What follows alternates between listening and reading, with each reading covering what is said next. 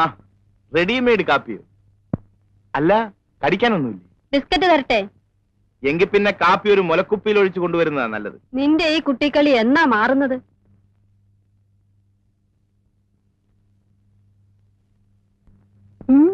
സാറേ, സ്വല്പം അടിക്കുന്നോ? വേണ്ട. എങ്കിൽ വലിയ സാറ് കഴിക്ക്. വേണ്ട.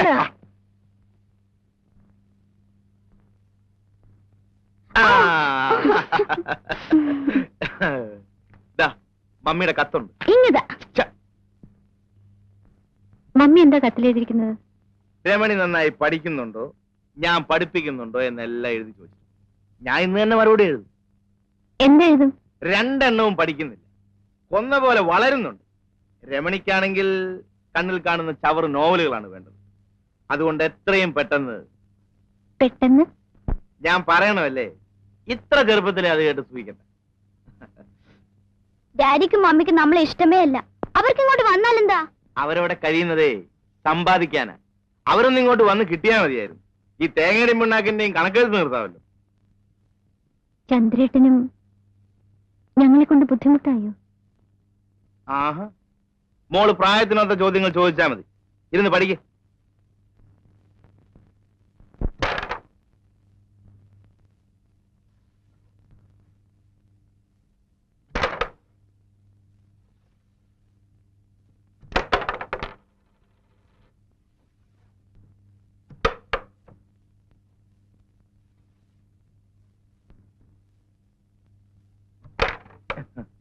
രണ്ട് ബോർഡ് ആരാ ജയിച്ചത്? ഓ പിന്നെ അടുത്ത ബോർഡ് ഞാൻ കളിക്കും. വേണ്ട, ഞാൻ കളിക്കാം. അത് പറ്റില്ല, ഞാൻ കളിക്കും. നീ എനിക്ക്, ഞാൻ കളിക്കട്ടെ. വെറുതെ വഴക്കുണ്ടാക്കാതെ. അടുത്ത ചാമ്പ്യൻ വന്നിരിക്കും. കഴിഞ്ഞ ബോർഡ് ഞാൻ തോറ്റു കൊടുത്തതാ. കുട്ടിയല്ലേ, കളി പഠിക്കട്ടെ എന്ന് വെച്ചു. എന്നാ നോക്കാം. നോക്ക് എന്നും വേണ്ട, തോറ്റത് തന്നെ. ഇതെന്നും പറയുന്നതല്ലേ? ആഹാ, എന്നാ ഇപ്പൊ കാണിച്ചു തരാം.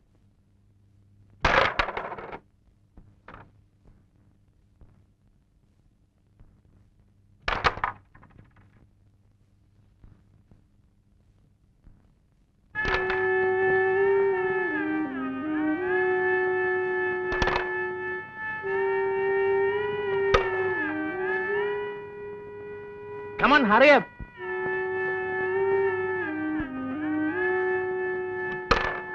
ഇതെന്ന് പഠിച്ചു.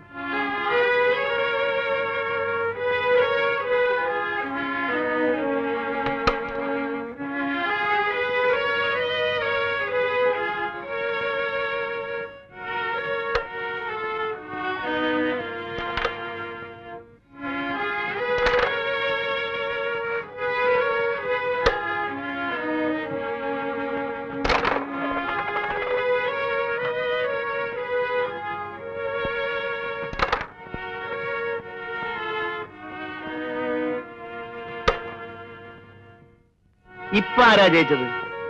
വിളിക്കുക കാന്താരിയെ.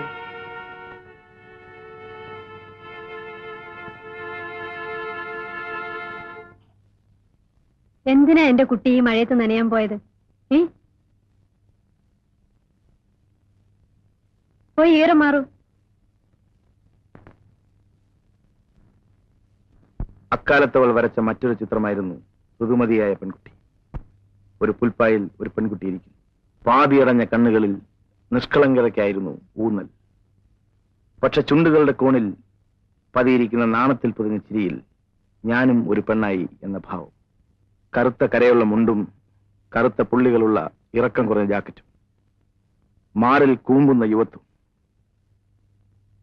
കവിളുകളുടെ അന്ത്യത്തുടുപ്പിൽ നേർത്ത വിളർച്ച വ്യക്തമാക്കിയിരിക്കുന്നു. അവൾ ഉറക്കമായെന്ന് തോന്നുന്നു.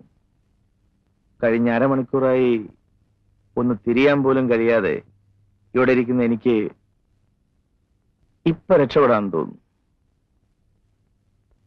ഒച്ചയുണ്ടാക്കാതെ പുറത്തിറങ്ങുകയാണ് വേണ്ടത്.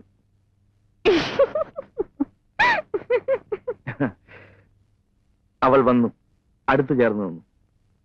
മയങ്ങി ഉറങ്ങുന്ന പ്രപഞ്ചം, ദൂരെ രാത്രിയുടെ സംഗീതം. അവളുടെ ചുമലിൽ കൈവച്ചുകൊണ്ട് അടുത്തു ചേർത്ത് നിർത്തി.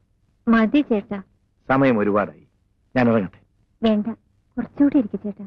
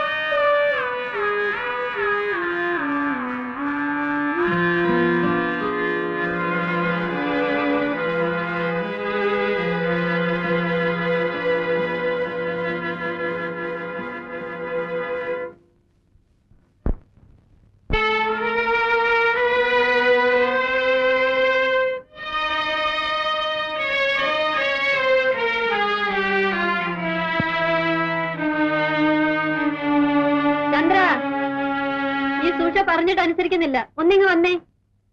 ഞാൻ പോട്ടെ.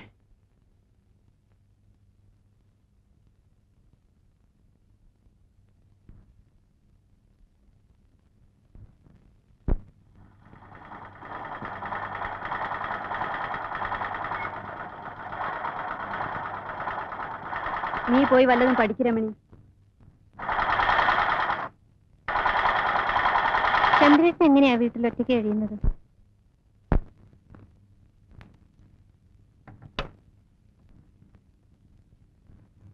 ചന്ദ്രേട്ടൻ എന്താ ഇനി കല്യാണം കഴിക്കാത്തത്?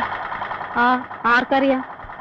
വല്യമാനും വല്യമ്മച്ചും മരിച്ചപ്പം മുതൽ അവൻ ഇങ്ങനെ താന്തോന്നിയായി നടക്കാൻ തുടങ്ങിയത്. നീ എന്തിനാ ഇപ്പൊ ഇതൊക്കെ അറിയുന്നത്? എഴുന്നേറ്റ് പോയി വല്ലതും പഠിക്കു വച്ചേ.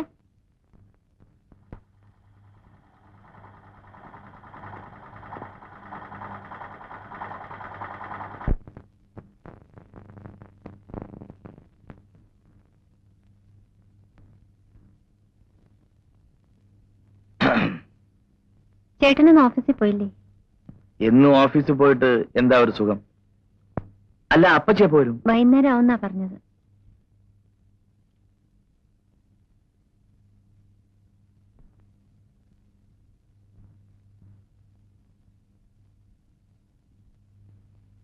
അയ്യടാ,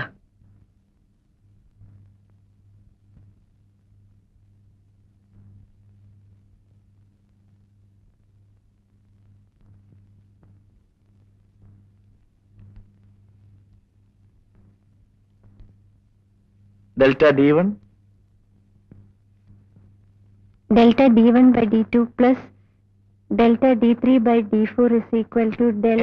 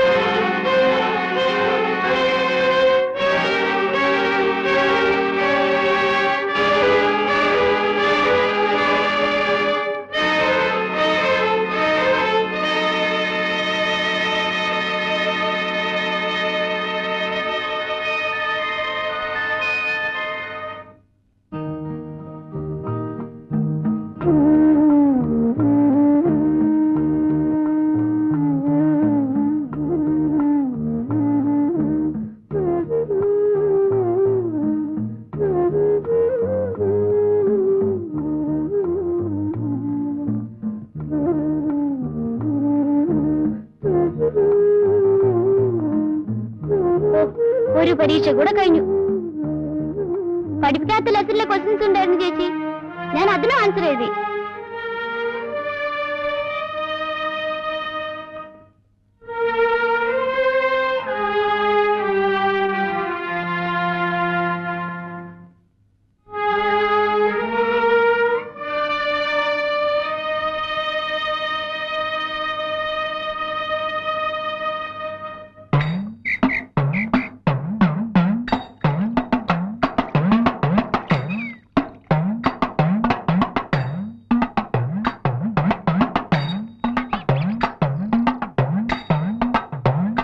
ചേച്ചി വരുന്നെങ്കി വാ, ഞാൻ പോന്നു.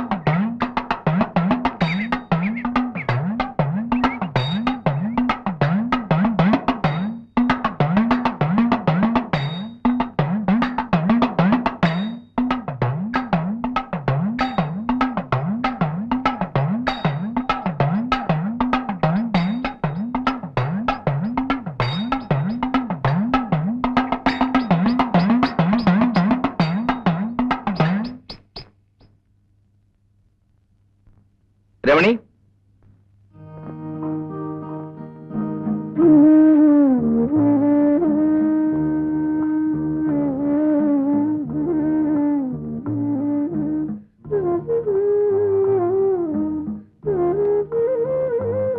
ഇത് തെങ്ങുകയറ്റത്തിന്റെ ബാലൻസ് ഷീറ്റ്. വെട്ടുകാരന്റെ ബാലൻസ് ഷീറ്റ് പുറകെ വരും.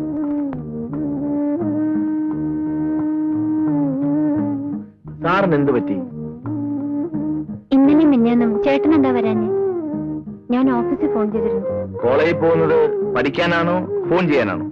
ഞാൻ ചേട്ടനെയല്ലേ വിളിച്ചത്? എന്നും വിളിക്കും, എപ്പോഴും വിളിക്കും.